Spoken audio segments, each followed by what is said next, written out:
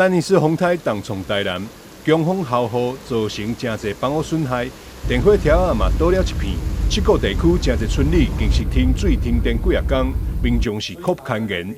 总统赖清德在日即天再度来到7个勘灾，听取民众的心声。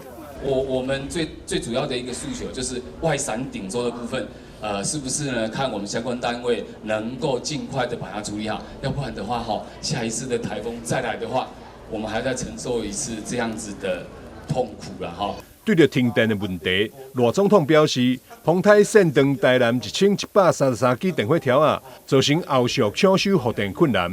为尽早恢复供电，台电为各县市调派799位公班人员协助。经过台电努力抢修之下，将伫咧今日下晡5点恢复供电。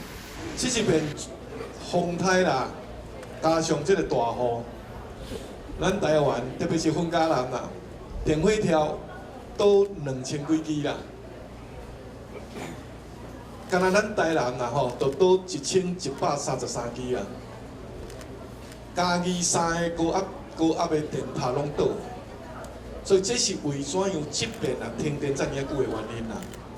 啊，台电大家拢知影嘛，电视大家拢有看到嘛无暝无日咧修护啦。即摆伫咱台南市境内拢共有168工班啦。等你修好就对啦。其中135个工班是外县市来到咱台南，甲咱搭下手的。按外围调来咱台南的，拢共799人，有的是按东无花莲调倒来。所以这一片台电啊，员工是全力投入啦。啊，虽然讲咱遮电较晚来，实在是因为太严重的原因啦啊，这个部长已经甲咱讲。下晡5点电都会到，咱甲台电加油一下，好唔好？咱加油一下啦，加油一下市长王伟特表示，针对技术风台造成房屋以及灾损的部分，将比较南西地动专案来补助。比较南西的地动，咱就比较南西的地动来用这个砖岛、半岛，厝遐掀开的，搁有迄个其他的方式，阮来用迄个比较迄个标准，安尼来做好唔好？等一下，安尼好啦这是市政府的部分啦。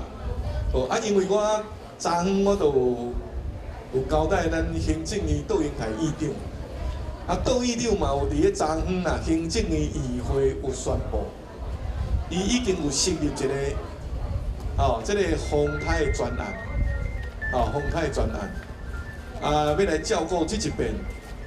风台中间厝倒去、半倒，也是厝尾顶去掀起，咱遮的民众啊。